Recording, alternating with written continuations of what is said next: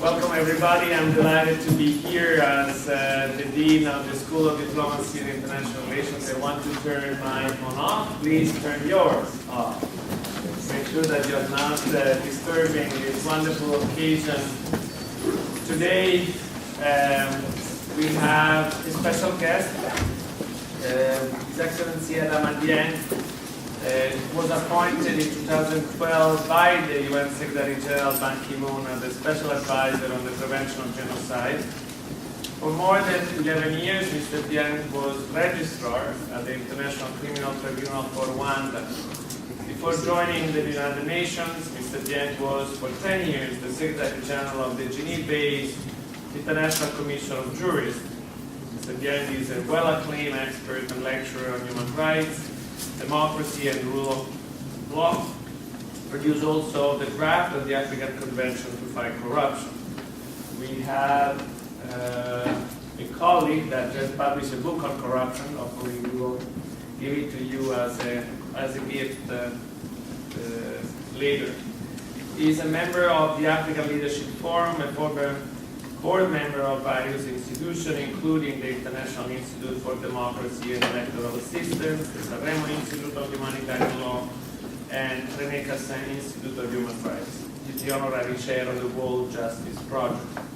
He's also a very dedicated human being that is helping to create a system that doesn't exist yet.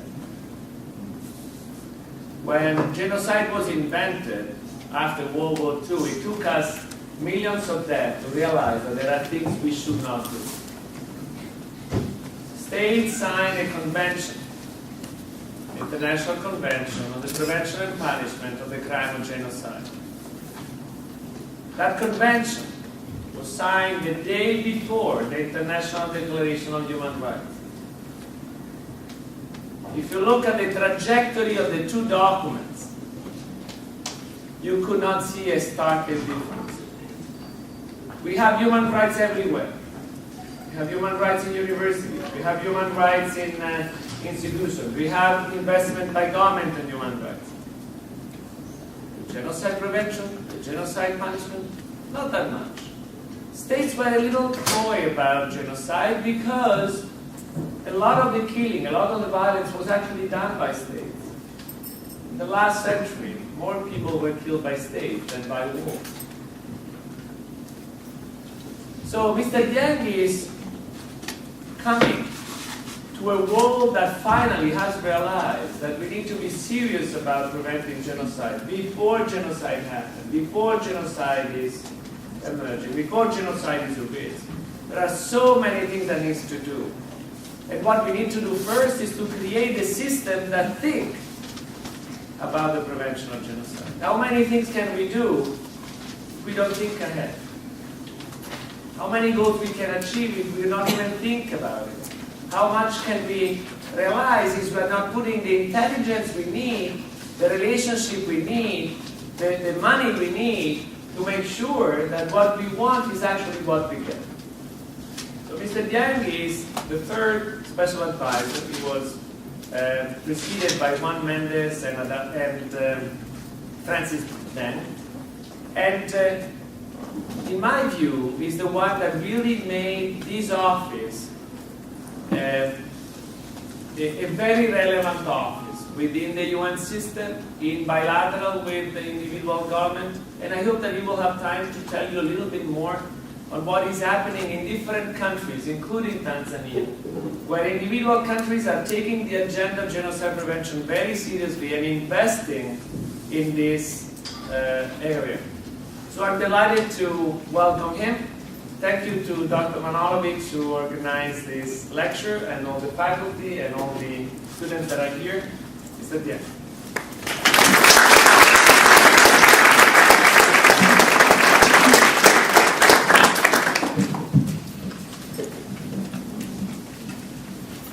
Start by simply showing to you this document which just came out and which will be launched soon by the Secretary General. This is the framework of analysis for atrocity crimes, tool for prevention.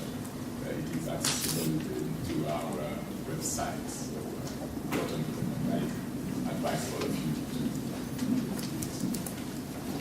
Dean Andrea Bartoli, students and academic community of the Seton University, ladies and gentlemen.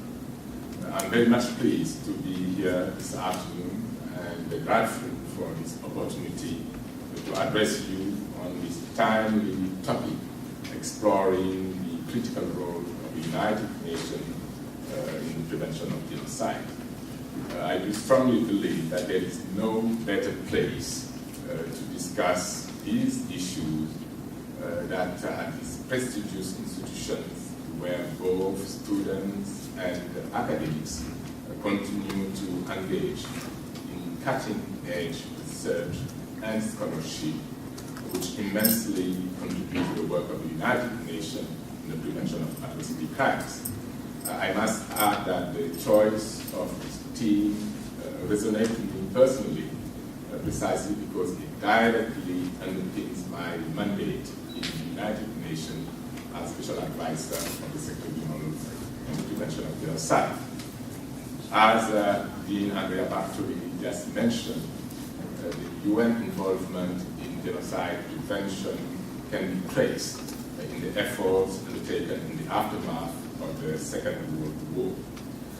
And I may say that it is extremely rewarding that we have this opportunity today, for which I'm very grateful to Dean Andrea Bartoli, to try to address important question that I will seek to answer in my remarks, which is a critical one. What can we do to prevent genocide and other atrocity crimes in 2015? The answer, put simply, is that there is a lot that we can do, both as individuals and collectively. But we need to start by first understanding more about these crimes. We also need to remember, too, that efforts to prevent genocide are less than 100 years old. We sometimes assume that there has always been an interest in protecting population from these crimes. In fact, global efforts to prevent these crimes are relatively recent. It is not quite 70 years since the end of the Second World War. The war which was witness to violence and destruction on a scale never seen before, including one of the most devastating human tragedies of the 20th century, the Holocaust, resulting in a common commitment, as I'm sure you know, on the part of the nations involved in the war to protect future generations from the risk of genocide anywhere in the world. The Convention on the Prevention and Punishment of Genocide, which was largely a result of the persistence and determination of one man, Raphael Lemkin, was adopted in 1948, 3 years after the end of the war, and came into force in 1951. And today, more than 140 countries have become party to the convention. And it is my sincere hope that we will reach, hopefully, before 2020, the universal ratification of this important convention.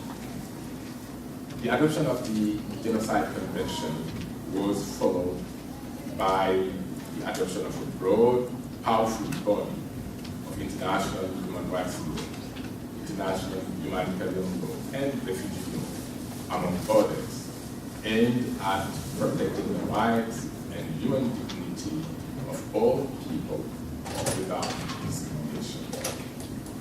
More recently, we have seen important progress towards accountability for genocide, as well as for war crimes and crimes against humanity, most evident in the creation of the International Criminal Court. All these developments are extremely important, providing us with a strong legal framework to support our efforts to protect populations from atrocity crimes, but they are not enough on their own. In the last 2 decades, we have witnessed genocide in Rwanda, the Balkans, and in Darfur. Today, we continue to witness serious violations of human rights and international humanitarian law that could constitute atrocity crimes, in particular crimes against humanity and war crimes in different regions of the world, including in the Central African Republic, Iraq, Syria, and South Sudan. Hundreds of thousands of people around the world have perished, while millions more have lost their homes and livelihoods and have been forced to flee and live and seek safety elsewhere, with no durable solution in sight. No region has been immune to these events. We cannot ignore the news. Every day, it seems like we hear reports of new atrocities around the world, new crises. I have been particularly troubled by the brutality of the so-called Islamic State of Syria and the Levant, or ISIL, in Syria and in Iraq. Just last week, we heard that ISIL had executed around 370 members of the Sunni al-Nusayr tribe in Iraq, who had opposed them. In its advances across Iraq, ISIL has destroyed religious communities that have cohabited peacefully together for generations, executing hundreds and abducting women and girls. In August this year, I put out a statement calling for international assistance to protect around 200,000 Yazidi in Iraq who were at that time surrounded on a hillside without resources. As a result of international support for the Iraqi forces, many of these people were able to reach safety. Thousands of others were killed, though before they could flee, and thousands of women and girls were abducted. We are having to find ways now to deal with a new kind of threat, that of a non-state armed group that has no interest in international law or in engaging with us or in the current world order. As we listen to the discussions about the crisis in Iraq and in other places, and watch the efforts of the international community to address these situations, it is clear that we are being forced to reconsider how we can protect populations against the new kinds of threats. And by we, I am referring to the international community as a whole, the United Nations, and also the member states and regional organizations. We are reviewing how we have responded to situations in the past, what have been the consequences, and to consider whether and how we need to change our approach in order to prevent future atrocity crimes. I will speak now about some of the lessons that we in the United Nations have learned about preventing genocide and other atrocity crimes, and the initiatives underway, as well as those taken by states and the international community to prevent future crimes and protect populations at risk of genocide, war crimes, and crimes against humanity. The first thing that we should do is to acknowledge that we have a solid body of knowledge and experience from which to draw answers from the past. There have been extensive investigations, for example, in the failure of the international community to prevent the genocide in Rwanda or in Srebrenica. More recently, the Secretary General conducted an internal review of the UN's actions in the last month of the civil war in Sri Lanka, when thousands of civilians died. The Security Council and Human Rights Council have mandated numerous commissions of inquiry into allegations of serious and massive violations of human rights and international law that could constitute atrocity crimes in Darfur, Gaza, North Korea, and Syria, among others. One of the main lessons we have learned through research into the past cases of genocide or other crimes is that while the commission of the crimes can happen fairly rapidly, the process that leads up to atrocity crimes take time and organization. Atrocity crimes are not usually single or random events.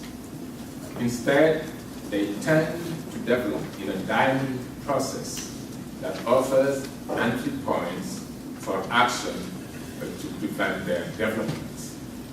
To be able to engage in the level of violence associated with atrocity crimes, perpetrators need time to develop their capacity to do so, mobilize the resources that they will require to carry out their tasks, and take the very steps that will help them to achieve their objectives. This does not mean that an overt plan to commit atrocity crimes will always exist from the onset of the process. In some past cases of genocide, for example, the element of intent, the intent to destroy a group in whole or in part, was formulated at a later stage of the violence and was not necessarily the driving factor at the beginning. We have seen from the research into past cases that while the processes that lead to genocide and other atrocity crimes have differed, in each case a number of steps were taken, intentionally or unintentionally facilitating the perpetration of these crimes. An environment permissive to these crimes does not develop overnight. The process can take years or decades. So, if we accept that atrocity crimes are processes, it is possible, therefore, to identify warning signs or indicators that they might occur.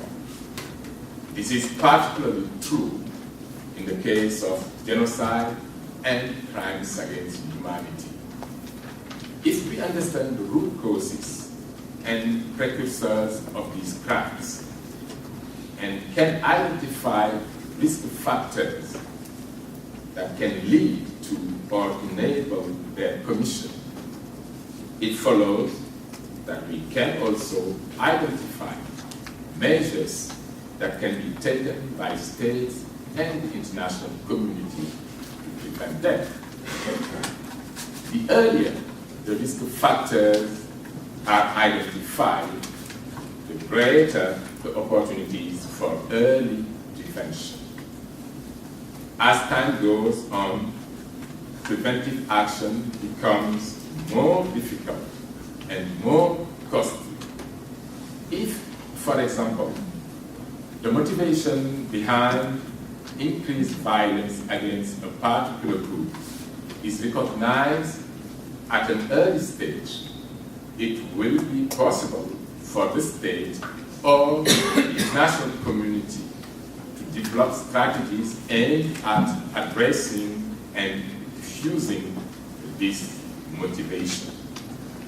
However, if atrocity crimes are already occurring, the options available to respond will be very limited and, in some cases, may require the use of coercive measures, including if all peaceful means fail the use of force.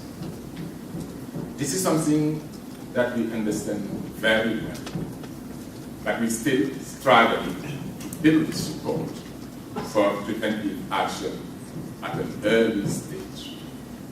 Within the United Nations, we are trying hard to change the culture of the organization from one of reaction to one of prevention. And I believe that we have made considerable progress towards doing so. But we still have a way to go. When we are faced with so many crises around the world, the tendency is to throw resources at responding to them and to invest less in the less visible work of preventing tensions from escalating into crisis in order to apparently calmer locations. Let us go back now to the processes that lead to the commission of atrocity crimes.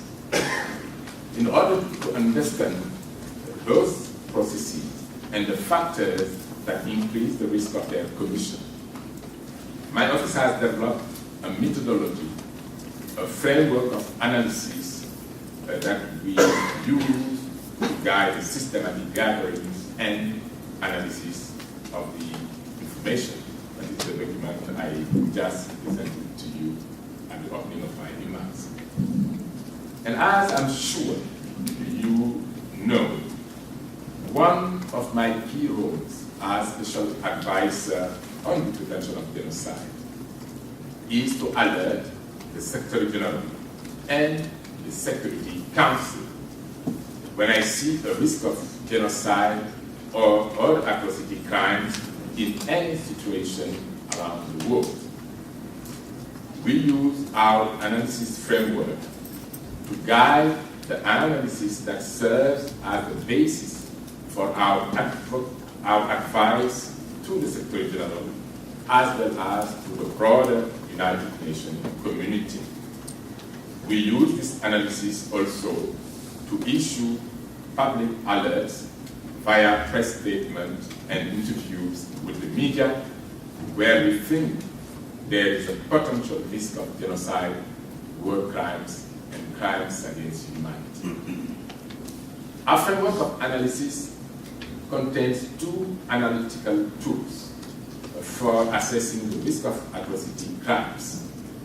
First, a list of 14 risk factors for atrocity crimes, and second, indicators for each of the risk factors.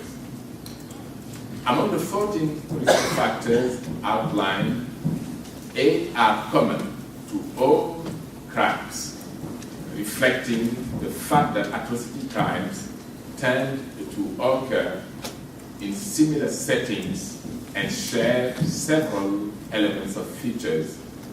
These include, for example, situation of armed conflict or other forms of instability, a record of serious violations of international human rights and humanitarian law, especially when there has been no real accountability, weak state structures, and 4, motives or incentives to commit these crimes. In addition, the framework identifies 6 additional risk factors, 2 specific to genocide, crimes against humanity, and war crimes. The common risk factors help us identify the probability of atrocity crimes overall without necessarily identifying the type of crime. In fact, in the initial stages of monitoring, it is not always possible to identify which specific crime is most at risk.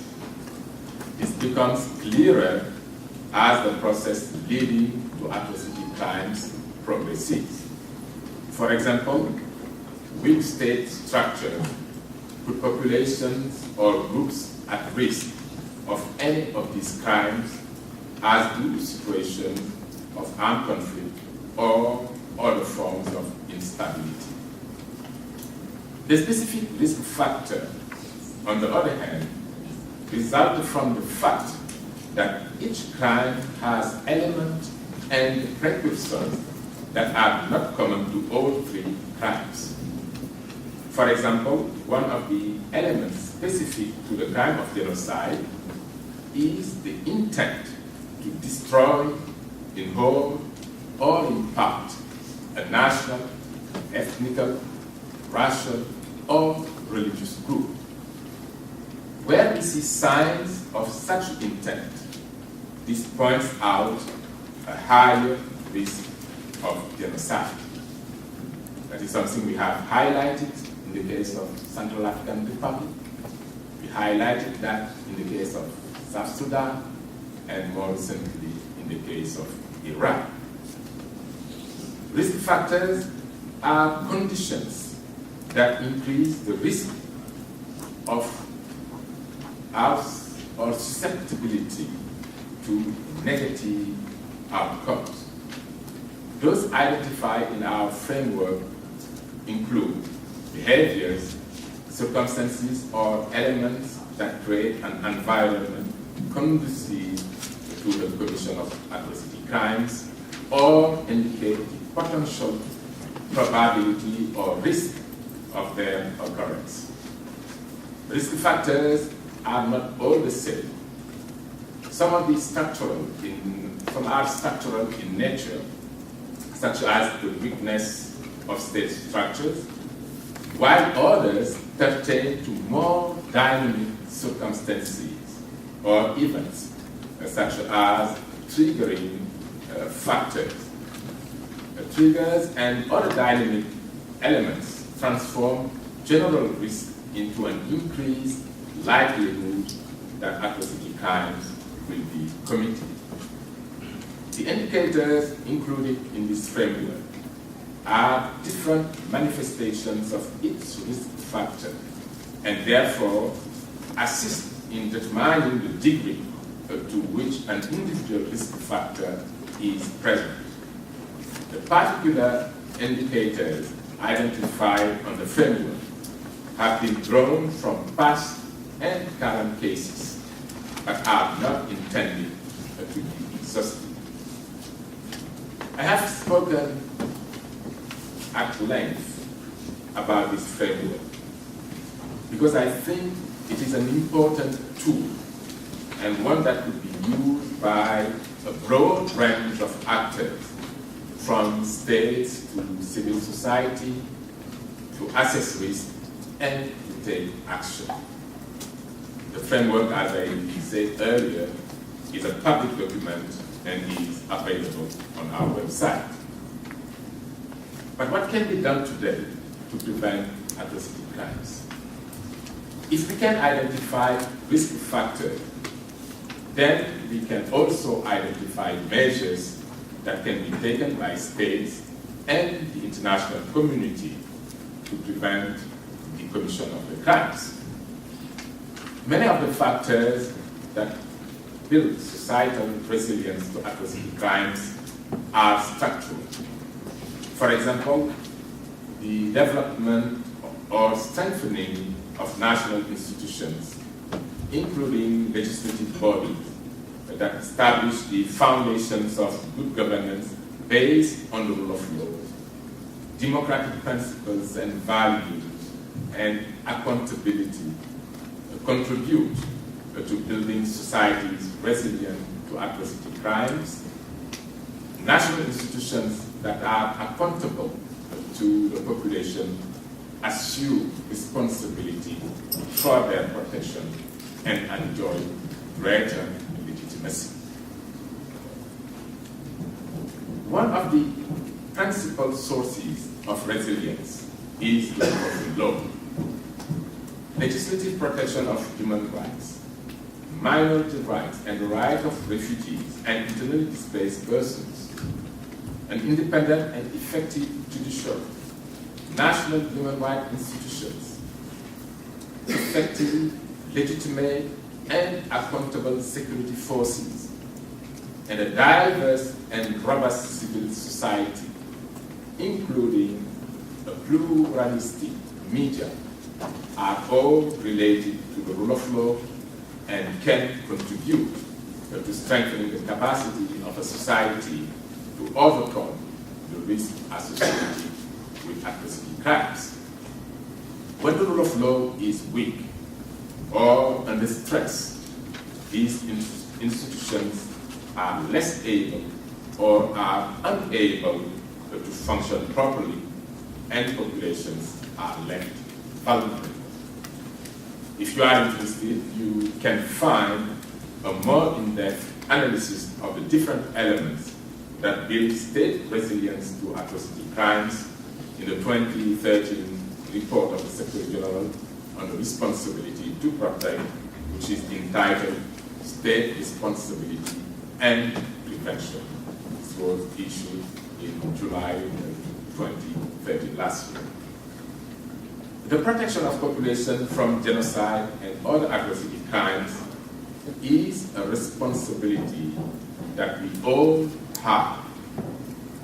But it is first and foremost a responsibility of the state, and all states have accepted that responsibility.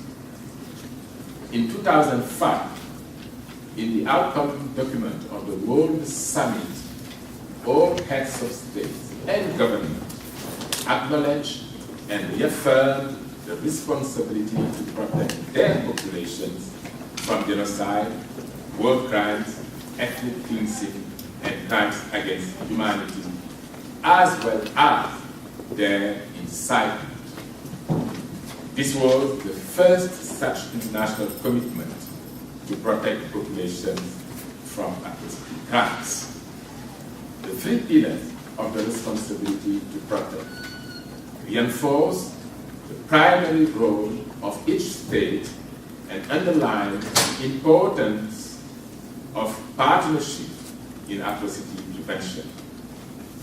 In addition to accepting their responsibility to protect their population, states committed to assist each to fulfill their responsibility to protect and to take action to protect the populations when states fail to do so, collectively and on a case-by-case basis and in accordance with the United Nations Charter.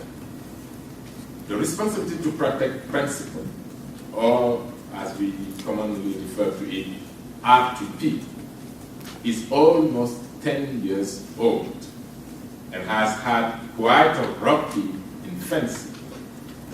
It has been invoked in a variety of different situations, some appropriate, such as in the case of Libya or South Sudan, and some inappropriate when states have tried to invoke R2P to justify their actions. Quite a number of states have expressed buyer's remorse, claiming that while they had indeed made a commitment to protect populations, the modalities of how this would be done have not been agreed. We have been seriously disappointed by the failure of the Security Council to reach agreement in cases where there has been a direct, and I say case where there have been a direct threat to populations, such as in the case of Syria. from day one, when young people demonstrated in the street of Damas, crying for more freedom, more democracy, more respect of human rights, the answer was repression. And we witnessed in the early days crimes being committed. We issued a statement, but no action was taken. Who knows whether we would still face the kind of terrible human tragedy that we see now in Syria if the Security Council had been able to agree on action in relation to Syria in the first month of the crisis there, before the stakes became so high and the violence so extreme on both sides that it was no longer clear what action could be taken. Would we be seeing the growth and support for ISIL that we now see? I'm not sure, but I know that the Security Council failed and the consequences have been felt by the men, women, and children of Syria. I believe, however, that there has been some progress over the last few years. There have been a number of global, regional, and national initiatives. At the global level, over 50 states have appointed focal points on the responsibility to protect.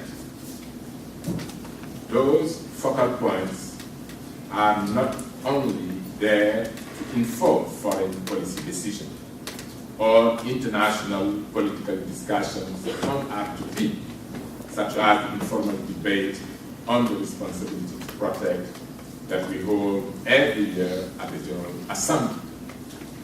They are also responsible for looking inward in their own state and society to carry out national risk assessment, identify strengths and points of concern, and generate strategies, policies, or interventions that can generate change and increase resilience to atrocity crimes in their countries. We have been strongly encouraging all states to carry out this exercise. As I said earlier, no state or region is immune from atrocity crimes. We cannot afford the vanity of doing so, as all states have diverse populations, and no state is without tensions between communities. All states need to make a frank and honest assessment of where they stand. As well as global initiatives, we have seen a number of regional preventive initiatives. It is perhaps not surprising that the element states involved in the war in the Eastern Democratic Republic of Congo in the late 90s, who forming the International Conference on the Great Lake Region, the ICGLR, established a specific protocol on the prevention and punishment of genocide, war crimes, crimes against humanity, and all forms of discrimination. My office has supported the work of the regional committee set up by the ICGLR to implement this protocol. We have also supported the establishment, training, and activities of several national committees set up by the ICGLR member states to implement this protocol. These committees face huge challenges. Not all have political support, and none have adequate resources. But where there is personal commitment on the part of their members, they can achieve a lot.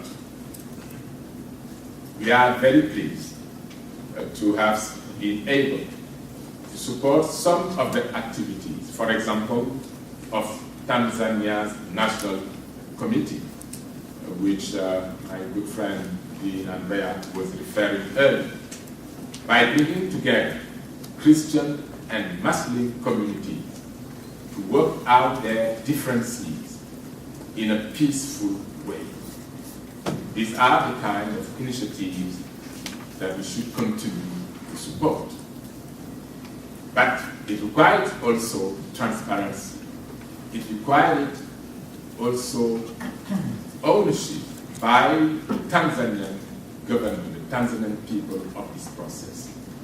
And I'm glad to report that the Tanzanian government, after having accepted our support in this process, has decided to allocate funds for the National Committee for the Prevention of Genocide, Crimes Against Humanity, and all forms of discrimination in Tanzania. But more importantly, they decided to have a national conference around this issue. So that is to say how important it is to develop a peaceful way of preventing atrocity crimes. In the region of the Americas, we have seen the emergence of national initiatives under the aegis of the Latin American Network for the Prevention of Genocide and Mass Atrocities, which has 18 member states, and a number of those states have lived through atrocity crimes and understand very well the value of learning from the past and applying these lessons to prevent the risk of recurrence. So far, the focus of their national and regional initiatives has mostly been on capacity building of government officials and security forces and on education. But some states are also considering the establishment of national committees or early warning mechanisms. Working at the national level will definitely contribute towards building resilience. And yet, while we agree that such initiatives are laudable and even groundbreaking, we still need to walk the talk. We see, for instance, that where there is personal motivation and political support, these initiatives have generated important work. When such support is not existent, however, we have to call on the state to fully assume the responsibility to do what it has pledged to do. Atrocity prevention ultimately must be rooted in national efforts to create a society that is resilient to these crimes. At the national level, I consider education to be an essential tool. We must ensure that the next generations are equipped with the knowledge that they need to protect future generations from genocide and other atrocity crimes. My office is currently working with UNESCO on a joint initiative to promote inclusion of genocide prevention in national curricula around the world. I was recently in Argentina and was very happy to see that the country's educational curriculum includes teaching on the Holocaust and on its own experience linked to education for prevention. And that is, in my view, the way to go. When I met with the Argentine Minister of Education, I was very pleased with his reporting the efforts which are being conducted in Argentina, linking the memories of the dictatorship with the Holocaust and the genocide which occurred in Rwanda and Srebrenica. As a matter of fact, following that visit, I did send him quite a number of documents regarding the genocide in Rwanda so that it be added to the curriculum. National work on atrocity prevention also requires building partnerships with civil society organizations. And I cannot emphasize enough the important role that civil society can play. Firstly, by monitoring and reporting early warning signs of the possible commission of atrocity crimes and advocating for action. Secondly, by promoting a culture of accountability. A culture of accountability, human rights, non-discrimination, and gender equality. Also, by holding national governments and the international community accountable. And but working at the international level help also to move from early warning to early action. At the international level, we must take bolder steps to move beyond early warning to early action. We have to strengthen the capacity of our institutions to respond in a timely and effective way to potential conflicts and to the threat of grave and massive human rights violations. And states must be willing to respond. Even the best system of early warning will be less helpful unless states are able and willing to take action when the warning is received. We are still too slow. In the case of the Central African Republic, CAR, I warned the Security Council almost a year ago of the risk of atrocity crimes there. But it took almost 6 months for the Security Council to authorize a peacekeeping force, by which time the country was firmly and brutally divided. And it is difficult to see how this can be reversed. I remember at the time, 1st November, after having issued in August a public statement, 1st November I appeared before the Security Council. And for the first time when I came out during the State Out press, I used the G word. That was a Friday. On the Saturday, New York Times, it was reported. But I do believe that going to the extent of saying that a genocide may occur in Central African Republic helped it to move the Security Council to take action. Because between August and November, the idea of the peacekeeping was there, that some member states were concerned when putting in place a new peacekeeping operation means spending more resources at a time when the American Congress, as you may know, decided with the shutdown. So things were not easy.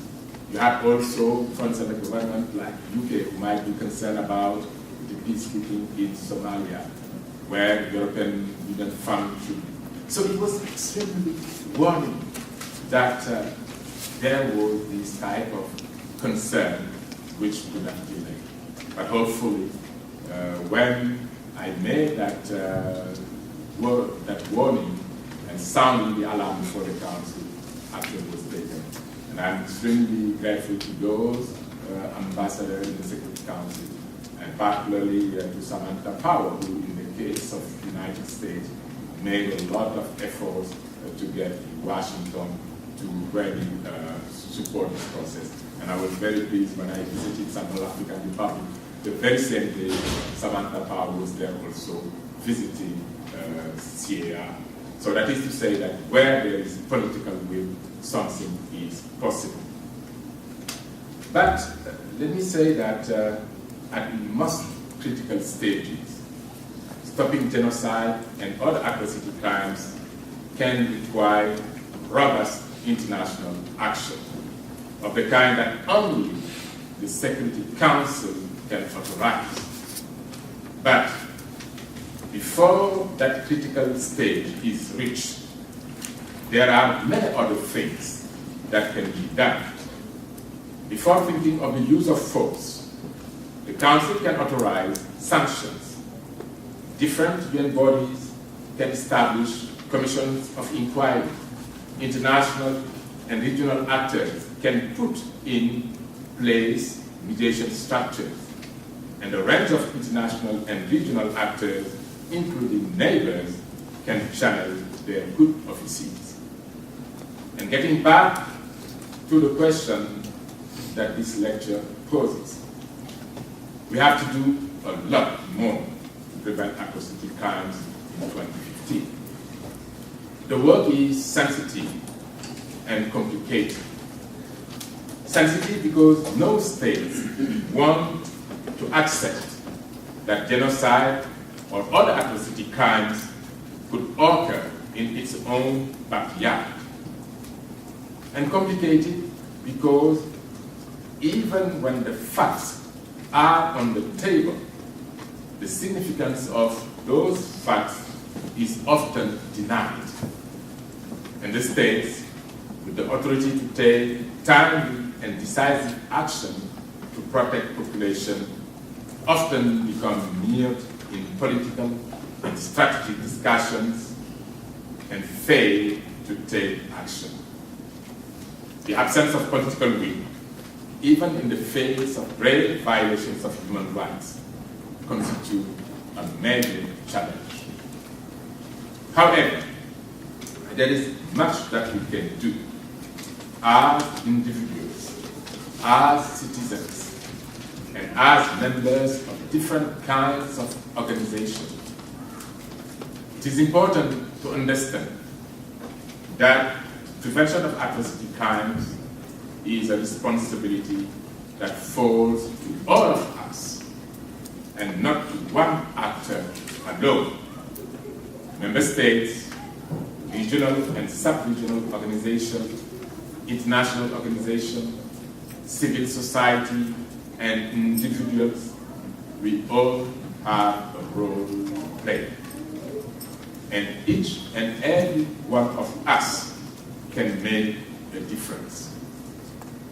Whether it is by developing new research into the behavior of a non-state armed actors that could help us to reduce the threat that they pose, or whether it is through lobbying government and the international community, including the United Nations, to take action to protect the populations in situations that may not already be on everyone's agenda, or whether it is by combating prejudice and intolerance through the social media and in our everyday lives and promoting the values of diversity.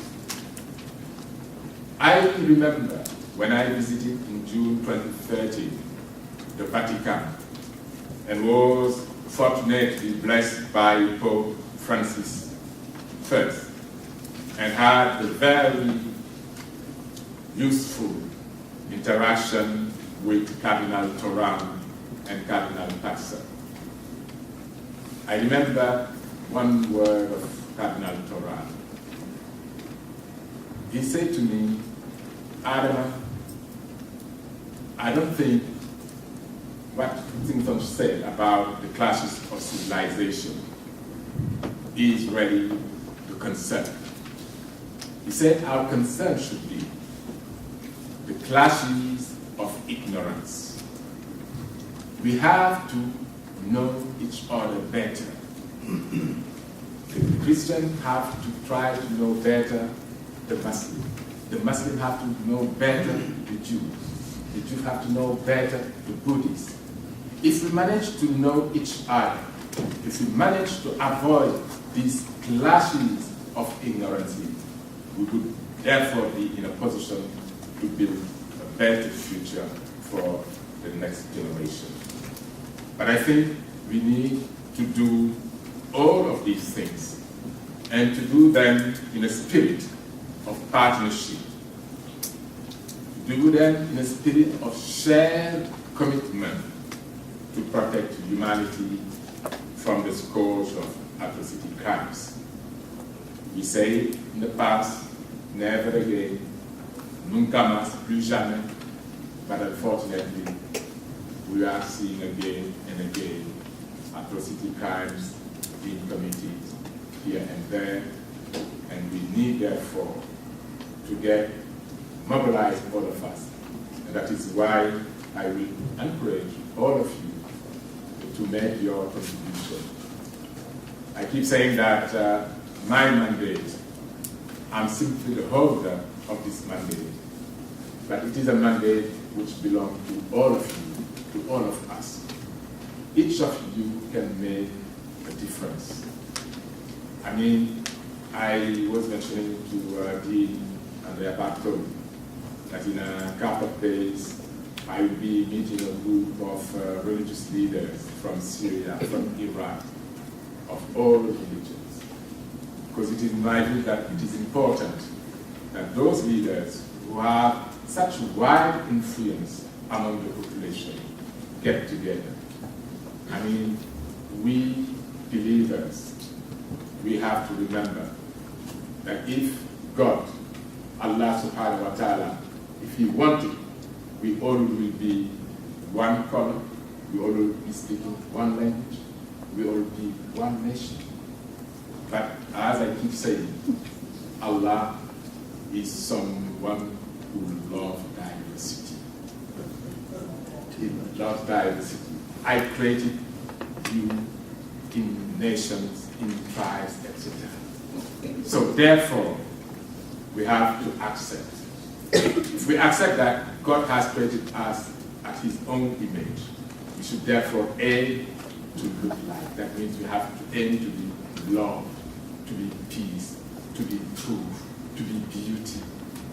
All those attributes of God that we have to aim to. And I say always, in the Holy Quran, it is said, there is no compulsory in religion. And that was very clear. And when it comes also to the woman's right, I can tell you one thing. Before Islam was revealed, the conditions of the woman were so poor. The woman was considered as an object, simply as an object. But thanks to the message, rights were offered to ensure the protection of those women. But now when you see these psychopaths from ISIS trying to force people to convert, abducting women and girls, but that has nothing to do with Islam. And therefore I simply call on everyone to not make that confusion, that amalgam between what is happening on the ground and the reality. Unfortunately, we see today in some parts of the world, and we go in Europe, we are witnessing today a rise of anti-Semitism, a rise of anti-Roma, a rise of Islamophobia.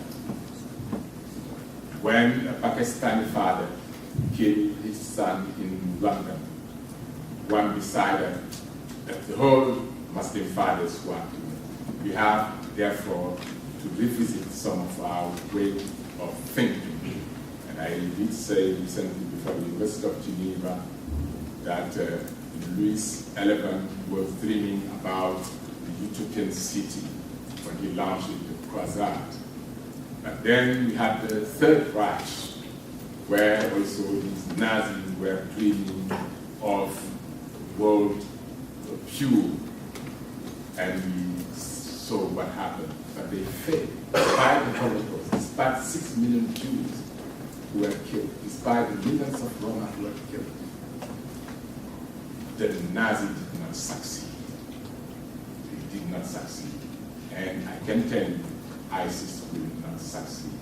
And we will all fight these people. And we will all make every effort so that there will be better understanding between people of all regions of the world, people of different religions. If there was no generosity, there was no tolerance from the Jews and the Christians. Maybe Muhammad sallallahu alaihi wasallam would not have been able to deliver his message. Because when he left Mecca, he went to Yathrib. Yathrib was a Jewish village. And every and each rabbi wanted to welcome Muhammad sallallahu alaihi wasallam. Every and each of them. But when his companion also fled, went to Abyssinia. Abyssinia was led by the Christian emperor. When the Mecca people came and asked the emperor to hand over, he said, no, they believe in the same God as I believe, the God of Abraham. And he asked and instructed that they be given land. All their rights were respected.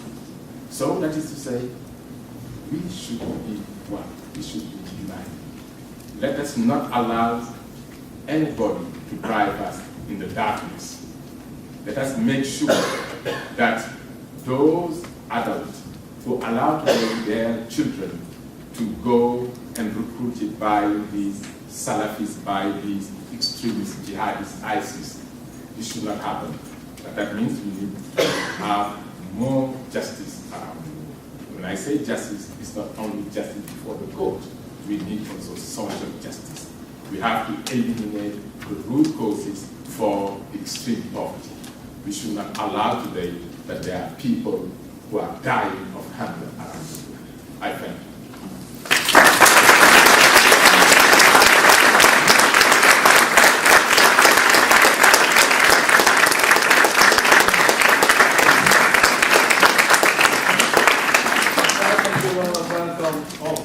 I didn't see the water. This is what I was asking.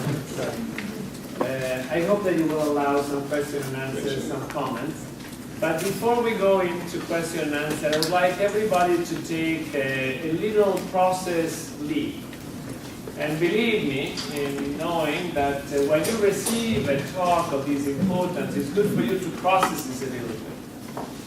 So what I would like you to do is to have a moment of silence and write down everything or the best 2, 3, 4 points that you heard from Adama, from Mr. Dieng, that really resonate with you. The message was clearly not just somebody speaking from New York, somebody speaking, but somebody that was issuing in a way an invitation to all of us to take these things seriously. It was very clear a mandate to us to take this seriously.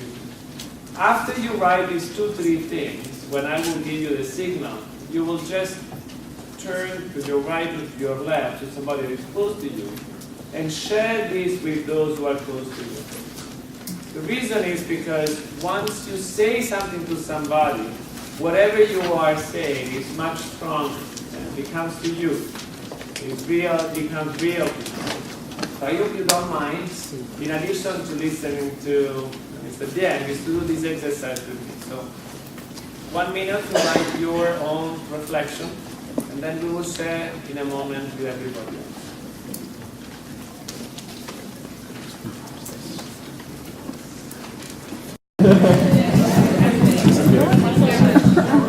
Very good. So we realize that someone has to go for other classes, but for those who are here, I think that we all share this enthusiasm of hearing something is important. So let's go with some question and answer, comments, please. Why don't you stand up and you can say your name and your question. Hello, I'm Shirley Moore, second year grad student. Thank you for your speech. I mean, I was just engrossed in your speech. I think, like you said, so many things that were truthful that resonated with us and everyone as grad students or undergrad. My question, so in the last 50 or 60 years, tribunals to punish genocide have been administering justice, and you've seen the creation of the International Criminal Court. However, we still see that in the aftermath of war, millions of people died without intervention. So having said that, my question is, in your own personal opinion, has the Genocide Convention been successfully implemented? If not, what are some of its limitations? Okay, thank you. very good question. As you may know, I have been working for the tribunal, the ICTR. In fact, I just returned from Arusha last evening. Long journey at a time, jet lagging. I beg your pardon. Nobody would have believed that we would witness the Rwandan tragedy. And for the first time, in fact, in history, the 1948 Genocide Convention was applied before the Rwandan tribunal, ICTR, with the conviction also of, for the first time in history, of head of government, Prime Minister of the Genocide government. In Arusha still, we had also the first ever decision in which rape and the certain circumstances was equated to the crime of genocide. So, to my view, the creation of these tribunal, ad hoc tribunal, ICTR, and then Serenco, Cambodia, and finally establishment of the aggression of the Rome State, establishing the ICC, shows that there is a will to move forward. But this is said, we still have many patterns. We have seen, for instance, heads of state being indicted by the ICC, referring to the case of President Bashir of Sudan, or the case of Bagbo, which led the African Union to really stand and oppose the way the ICC was dealing with these cases. There was even, let's say, attacks against the ICC as being there only to indict African leaders, which is, I would say, so far it is true that all the cases are cases concerning Africans, but most of these cases were brought to the court by African leaders themselves. But now, one could say that the Genocide Convention, unlike other instruments, did not provide a mechanism to be in place. Some were given of the view that we need to have a protocol to establish a mechanism for it. But my view is not only having a mechanism which will make a difference. I think the true difference will be made really where, as I said in my remarks, where there is a political will. It is a lack of political will which may sometimes these crimes really occur. But most importantly, we have to make every effort to manage diversity in the most constructive manners. As I said, we all live in diverse environments. I mean, if you go in some African countries where you have many ethnic groups, you have to go in some countries where you have multiple religions. So we need to make every effort to manage really diversity. And two, as Pratnam was saying, you have to try to respect each other, the right to be different. And I can tell you, for instance, from the African Union, something which is very positive. You have in the Constitutive Act of the African Union a particular provision, that's Article 4H. In Article 4H, it is clearly indicated that whenever a situation may lead to the commission of genocide, crimes against humanity, war crimes, the Assembly of Heads of State and Government shall take action, including even the military intervention. This was a lesson learned from the failure of the OAU, the ancestor of the AU in Rwanda. So to me, those mechanisms, plus the national committees I mentioned in Africa, those in Latin America, and also in Europe, where those focal points I met with them Slovenia last year, by drawing their attention that you should not only think of your position as foreign policy, but you have also to look internally. It's extremely important, because who would have believed that in the early 90s you would have genocide in the heart of Europe? People would have finished, alas, no longer these type of crimes as, but it happened. It happened simply because, if you take the way Marshal Tito was managing diversity, maybe it was fragile, but soon Tito died, so we had this. So we need to find the best way to really help to manage diversity. In my view, that will be a way to finally enable the elimination of these atrocity crimes. My name is Nick Park, freshman political science student. You mentioned North Korea on the basis of violation of human rights during your speech.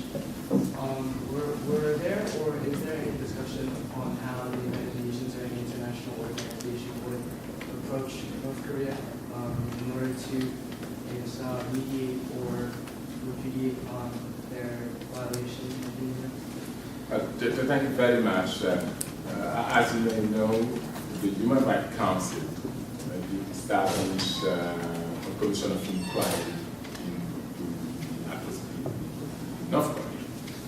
And I would say that so far, the report which was issued and is one of the best reports of inquiry I have ever read. It's not because this report was written by my good friend Justice Michael Kirby of Australia, retired Chief Justice of South Wales, but simply and I would encourage all of you to read that report. It's a model of a commission of inquiry. And I was also particularly pleased because you would see in that report precise reference to RTP, the responsibility to protect. And the report has been released, but efforts are continuing to see how the recommendation contained in that report could be implemented. It is, of course, much easier to say than to see the way forward, but I remain confident that something will happen definitely sooner or later in the case of North Korea. It is simply unacceptable that North Korea continue to treat its own population the way they are being treated. It is time for them to understand that sovereignty is a responsibility. You cannot claim your national sovereignty as a motivation to kill your people without orders interfering. And I think in that regard, what is being done right now is extremely important. We have also the special rapporteur. And I think we need to continue to put pressure on those governments like the one of North Korea, which is violating in a very unacceptable manner the human rights of the North Koreans. Please. You go first. Hi, my name is I'm a prospective graduate student, so... Prospective. Yeah, She's thinking about it, so... my question, just from what you said, is since your office has a very good mechanism, a framework of analysis where you actually can try and decide when to call a genocide. It seems to me there's a slight misalignment with the Security Council. Is that a question of political will, or do they have a different mechanism in the Security Council to align? Do they, once you give them that information, once you get the Security Council, do they have a different framework of analysis to people so that you can have agreement, or is it a question of political will, the members of the Security Council? But as I said earlier, if we take, for instance, the R2P and the third pillar, which is, first of all, let me make it very clear. There is no hierarchy among three pillars. The first one being the primary responsibility of every and each state to protect its own population. And secondly, the technical assistance to be provided to a state which does not have the capacity to protect its own population at least. And third, that is a situation where, on a case-by-case, force to be used to protect the population. And we have the case of Libya, where Resolution 1973 was adopted by the Security Council to authorize the use of force by the NATO forces to protect the civilian population. We know how to do it. But now, regarding your question and the issue of the political will, definitely that issue is at stake. And that is what led recently France to launch an initiative regarding the veto, calling for those permanent members of the Security Council to refrain using their veto right when a situation may lead to the commission of atrocity crimes. Would that idea fly? Would one day? It's not sure. Because, as you may know, in the case of Syria, you had permanent members who did not want an intervention. So, unlike in the case of Libya, where all joined together to agree for an intervention, in the case of Syria, that falls short. They did not agree. There was not the united position within the council. Let's hope that they will finally come to some kind of agreement. Others are suggesting, for example, a kind of a code of conduct within the council. Some were suggesting that, for example, the Secretary General, through my office, be given some kind of authority to assess situation and make a recommendation. But what is, I think, important and very encouraging is that since April this year and today, there has been 2 resolutions adopted by the Security Council, making clear reference to my mandate to the prevention of genocide, responsibility to protect. The first one was within the commemoration of the 20th anniversary of the genocide of the Tutsis in Rwanda, which, as you know, led to the killing of 800,000 people, and also the killing of Hutus and Tutsi moderates. So we have also another resolution, the one which was adopted during the presidency of the BRICS, during which again emphasis was put on prevention.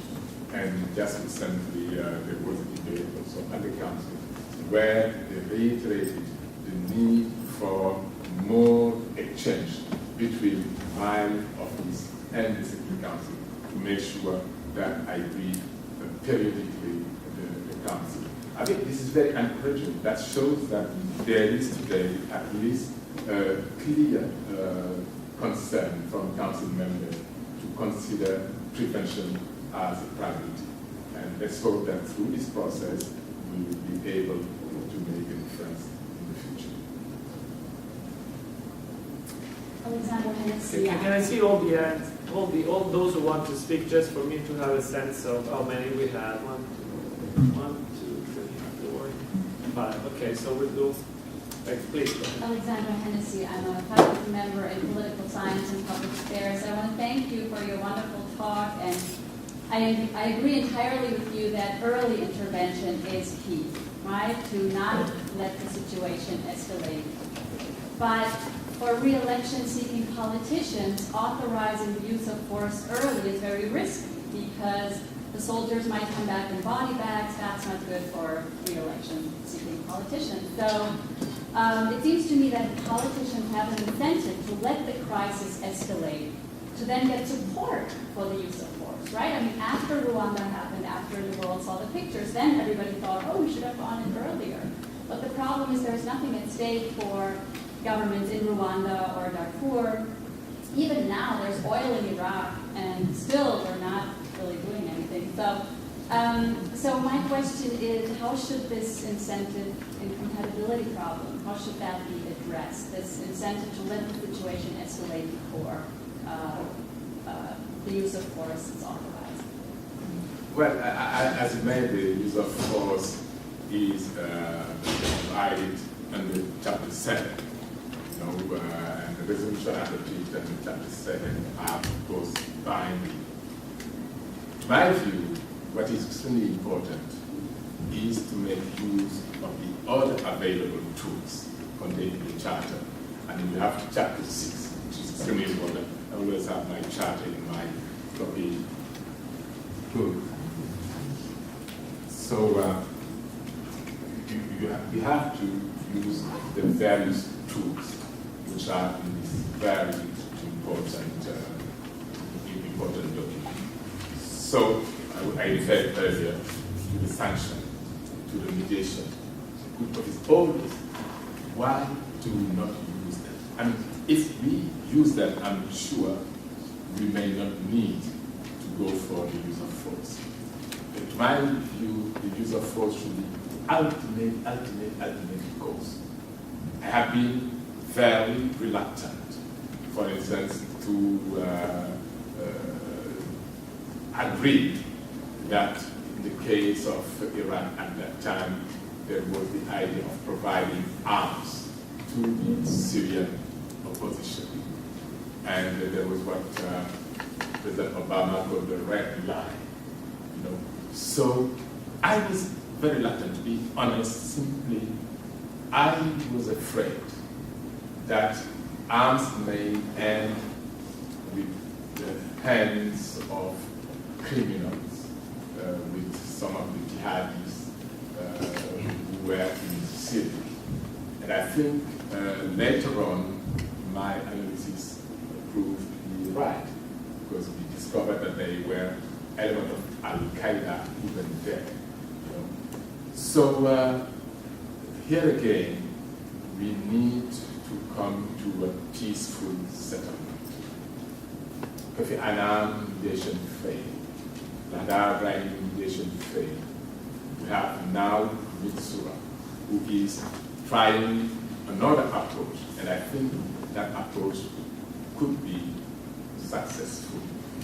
Let's hope, because 200,000 people so far have been killed. Even one is too much. So, had, as I said, the council taken this decisive decision at the early stage, this would not have happened. But you are a student in political science, you are certainly much more aware about the geopolitics in that area. It's very complicated. What role for Iran, Russia? It is too complicated. Israel, on the other side, we need definitely to really encourage other parties, and that is why, personally, I felt that we need to use every tool, including the religious leaders. I mean, I was concerned, for instance, in Syria in the early days, that one day, even the Alawite may become also targets, of the Sunnis, simply because they are Alawite. The Druze, the Christians. I made a statement those days. Some people, I said, I'm not taking side for Assad because of by referring to the Alawite, the risk against the Alawite. But these are situations we have to be worried, and we need to make sure to make much more pressure, as I was saying, by lobbying our government to take the right decision at the right time, that means from the very beginning, when the risk factors are clearly identified. And I do believe that we are entering a new era where the Council at least is actually paying service, I would not say lip service, to the need of allocating priority rank to prevention, and we see how we can move along. And there are some member states which are very supportive of my mandate, are providing resources to enable really to address these issues. Thank you. Thank you for the support of you personally and the department for this. This is a wonderful success, so we are delighted. So why don't you go first, and then Nathaniel, and then we'll recognize the others. Hi, my name is Inam Salem. I'm also a graduate student at the School of Diplomacy. Thank you for this inspirational talk. I guess one of my questions is that in a position like yours, using the G word, like you mentioned it before, is kind of sanctimonious. You can't just throw it out there, even though it's part of your mandate. But can you just walk us through how difficult it is to use the G word and to come out and express to the international community that you do believe that genocide is being committed in a certain area, or that you see it coming? Thank you. As you say, it's extremely difficult. And I will start with what I said recently in a discussion. We should not waste too much time on semantics, on legal arguments when we are facing this type of situation.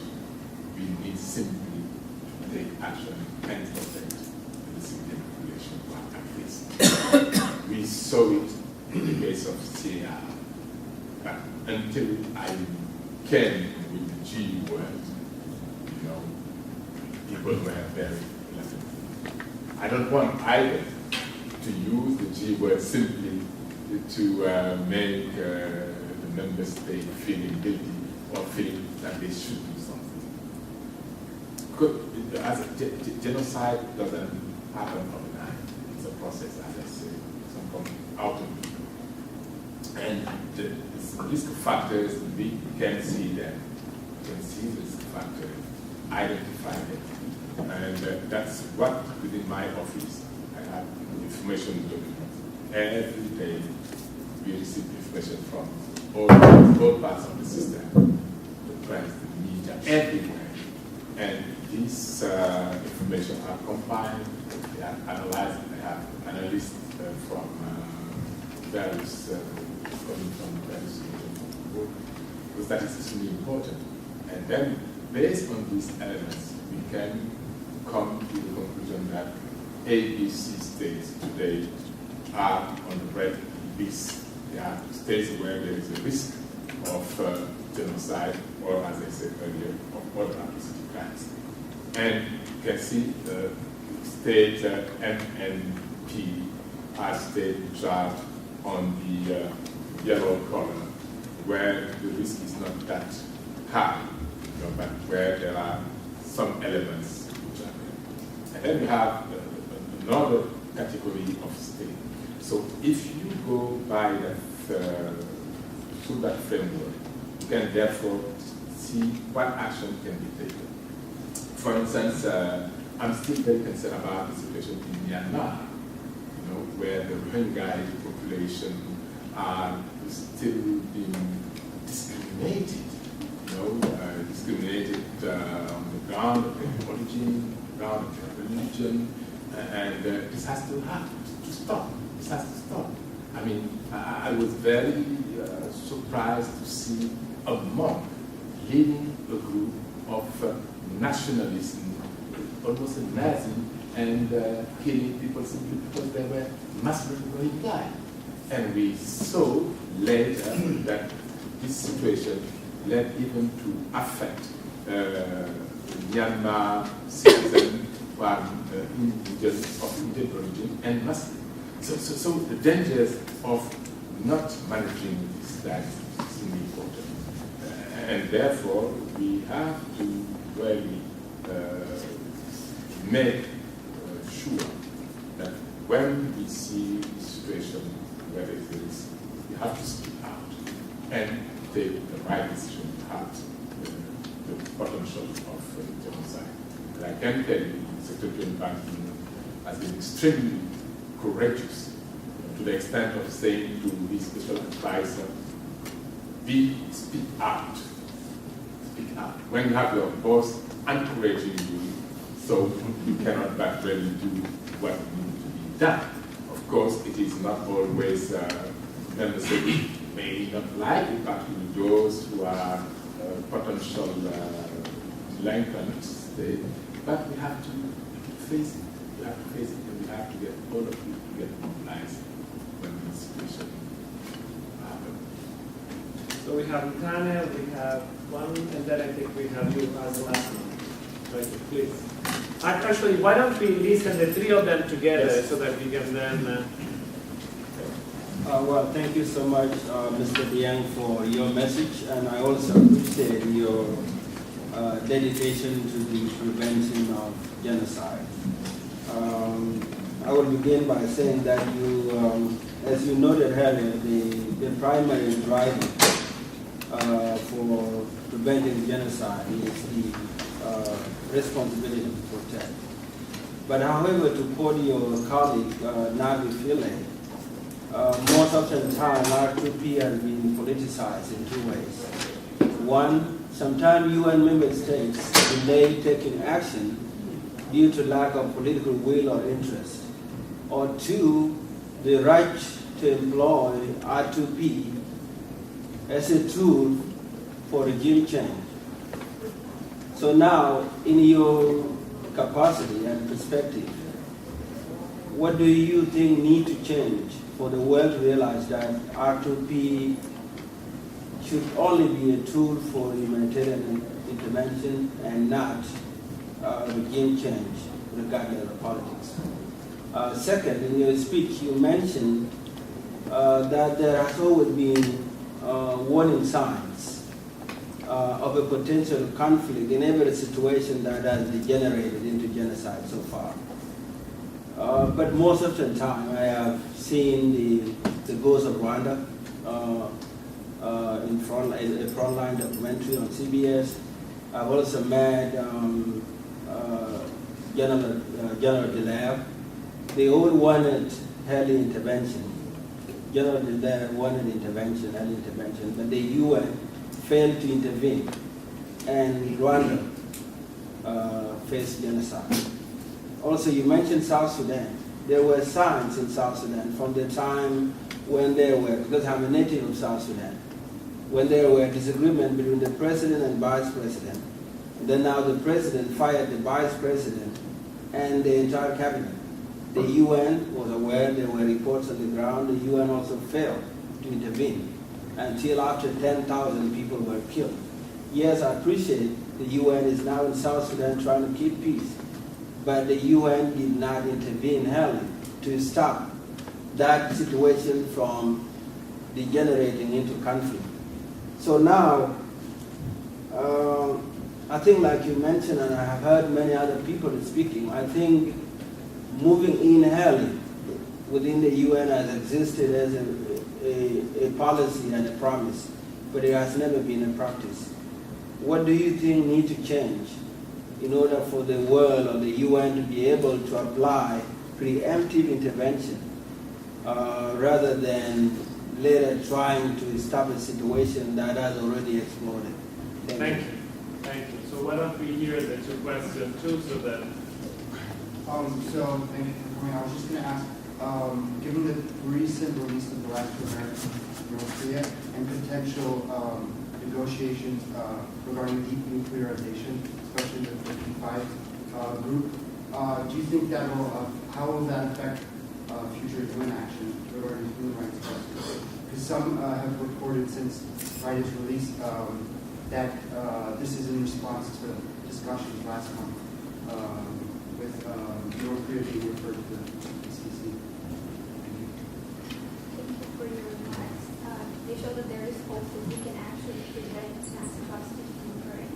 And in light of our shared responsibility, my question is, what can be done to extend the debate on the prevention of genocide and the responsibility to protect beyond the diplomatic community, beyond the UN, beyond Europe and the US, to the general populations in all the countries that are involved with it, so that they begin to respect diversity and refuse to become involved in the commission of atrocities? Very good. I mean, I'll start with this last question.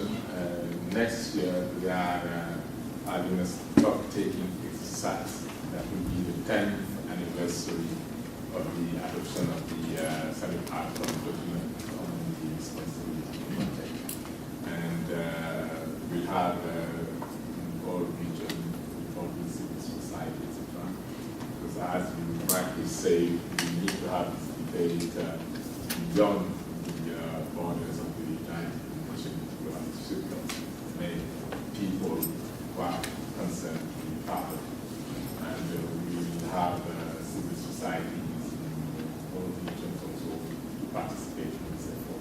For instance, in the case of Africa, we are planning a continental conference on prevention of genocide and responsibility to protect. In 2007, the African Commission on Many People's Rights adopted a resolution on the RPP, and since there was no follow-up. And this leads me to the point raised by Nathan from South Sudan and regarding RPP equal change. It is true that following the implementation of Resolution 1973, in the case of Libya, some member states expressed their frustration because they see it not only as something which ended with the protection of the civilian, which was the goal to be reached by using the RPP in Libya, but they felt that it was used to kick out Gaddafi. Opinions are diverse. I mean, I'm, for instance, of the view that the main reason was to protect the civilian population. When the president of South Africa did say, I have known that this is the way Resolution 1973 would have been implemented, South Africa, which was sitting at the time at the council as a non-permanent member, would not have voted for it. Well, that is his statement, but I do believe that what we should have think about was what next.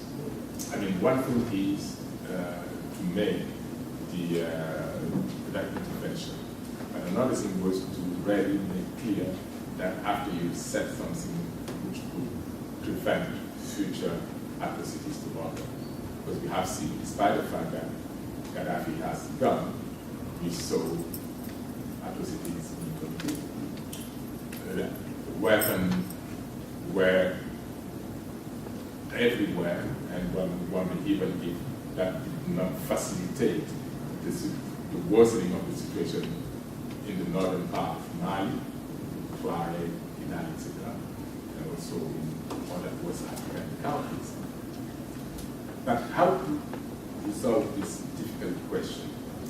That's where the Brazilian initiative, responsibility, why protecting, deserves, to my view, to be discussed. Unfortunately, there has not been a real follow-up. But I hope that the stock-taking exercise next year will provide us with a fresh, I would say, look into where we come from, where we are now 10 years down the road. Having said so, we should all bear in mind that the R2P principle is not a problem. Everybody accepts that responsibility to protect. Where there is a debate that is on operationalization of this principle, and that's we need, therefore, to reflect further into that aspect, and that is why I've been encouraging member states to play their role in that regard. In the context of the West Africa, we are planning to have also discussion which will lead to the adoption at the ministerial level of a declaration on the prevention of genocide and responsibility to protect. And finally, there was a question about the denuclearization in North Korea. Well, this is always a question which comes. Should one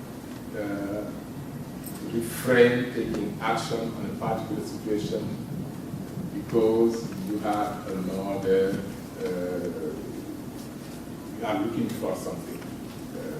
In the case of North Korea, should we sacrifice the human rights concern versus the denuclearization? I think both issues need to be pursued. I think the denuclearization is also part of the whole human rights, I would say, concern.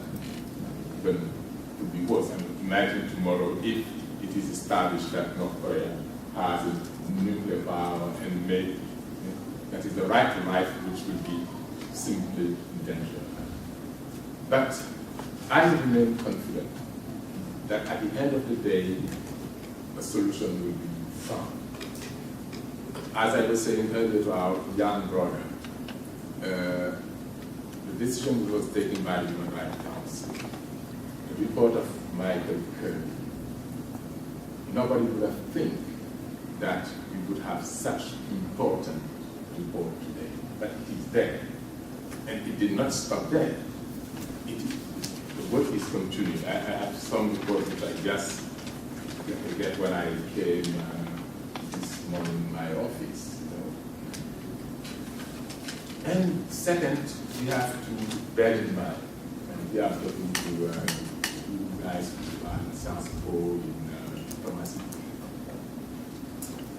What is clear is that sooner or later, those perpetrators of these serious crimes will face justice. They will have to account for the crimes committed. I mean, nobody would have believed that Pinochet one day would have faced justice. But he did, despite the support he got from the late Margaret Thatcher.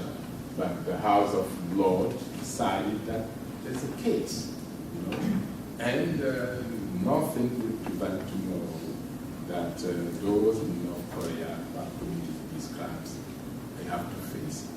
I mean, Charles Taylor is serving a sentence of 50 years in the UK today.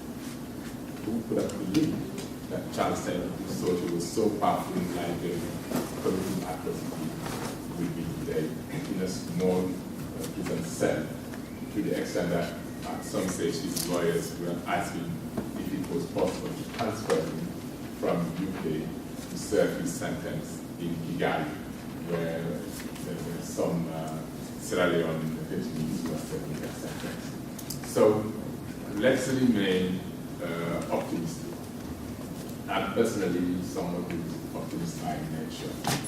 And I think unless we agree that we all need to remain dreamers in the good sense, we have to dream that it is possible to see tomorrow a new world, a better world, where the issues we are talking about today will no longer be those issues really of concern.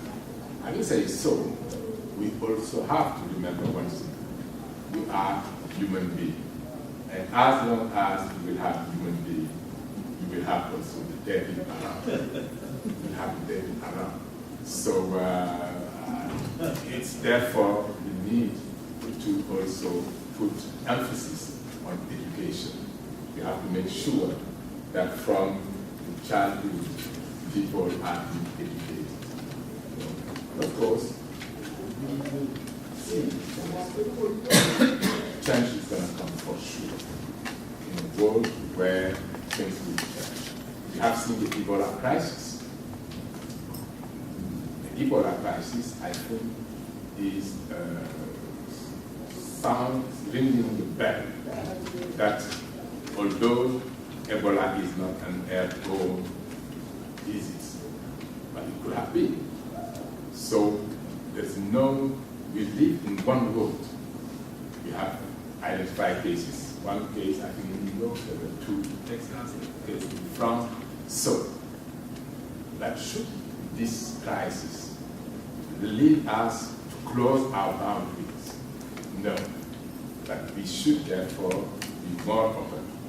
Today, there is hope that a vaccine may be found to cure, to prevent Ebola. Maybe it would have been possible 40 years ago when for the first time we had Ebola. Hopefully, unfortunately at that time, I may say so, there was no American infected by the disease. So now it has become a real concern. It's not something only for Africans. It can affect everybody.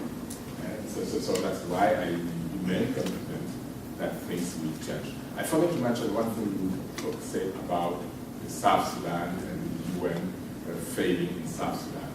I think, to me, in South Sudan, the one who failed first were the leadership of South Sudan. I met with both the president of South Sudan, Salva Kiir, and his opponent, Machar, with Bashir Bush, their chief. And I said to both of them, you ashame us. Ashame us not only as members of the international community, but personally ashame us as an African. I have been among those who provided support to John Garang when I was secretary of the International Commission of Peace in Geneva. I'm among those who supported strongly your struggle. John Garang's dreams was to have one united Sudan, not a divided Sudan. He wanted one Sudan where the Arab and the non-Christian in the South will be all together. But unfortunately, he died there. And I said, I'm not sure that today he is in peace in Israel with what is happening. The youngest nation being today in this situation. But hopefully, the United Nations was there. Because for the first time, unlike what happened in Rwanda in 1994, where the doors of the UN compound were open to get out the UN forces leaving the country, to get out the foreign officers to leave the country. In South Sudan, the United Nations opened its gate for the people to find rescue within the UN compound. There was no less than 75,000 people in the UN compound.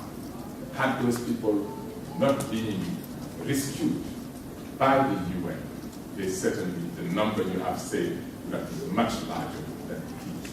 But on the other hand, I think what is also extremely important is that we did not pay enough attention to the need to manage diversity in the most constructive manner.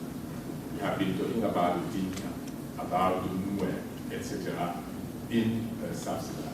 And what I call on the 25th of December a power struggle, I did say this power struggle is going to turn into an inter-conflict crisis if action is not taken. And we heard, for example, on the right, call for rape against Dinka women. On the other hand, we saw also radio promoting the Nuer, things which were totally unacceptable. Unfortunately, both leaders, as I said, thought that the military option would be the only option. And I hope that by now, the nation of IGAD, they will accept to get together and have a new prime minister in the right position, and then go for election at a later stage. But most importantly, I think South Sudan should take steps to the issue of accountability. We need to make sure that those people who are committed to this self-crime, including the numerous number of rapes, those killings, should be brought to justice. Who will judge them? Should it be by the South Sudan judiciary? I don't think they have today size ready to handle these type of crimes? Should it be, or even the political will, one has to check, should it be handled by the ICC or by a regional court? I think these are questions which are today under debate to see which form of accountability. I think reconciliation is key. You have to make sure that reconciliation will be where you want to apply it. But reconciliation does not include the need for accountability. In fact, I see both going together, reconciliation and accountability. Some will argue, no, you should not bring these people to jail. What we need is to promote only reconciliation, because we have our culture as South Sudanese. I mean, if you kill someone, you need simply to compensate. I said, no, this is too simplistic to say that this is a culture. And right to life is so precious. You cannot simply kill someone and say, well, if you pay X number of cows, you should not act. I think with this, dear students, friends, let me simply say that we have to remain hopeful that the world will change. It will change thanks to our commitment, all of us, to make our voice heard, take action. And each of us, by taking a simple action, is making a great contribution to humanity.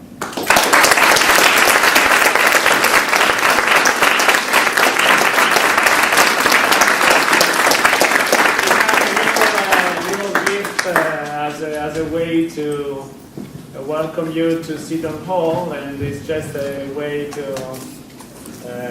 be thankful for this.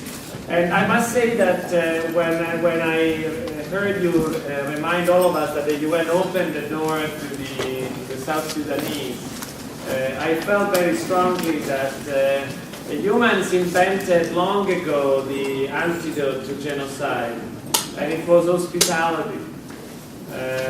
Many of us do not know the name of Emir Abdel Kader, but there was an Algerian, there was no Algeria at that time, and he was resisting French imperialism in 1830, 1840, 1850, and in the end he lost his military battle. He was brought to exile in France and then to Damascus, and one day there was a riot and 5,000 Christians were saved by the action of one man who brought them in just in the name of hospitality.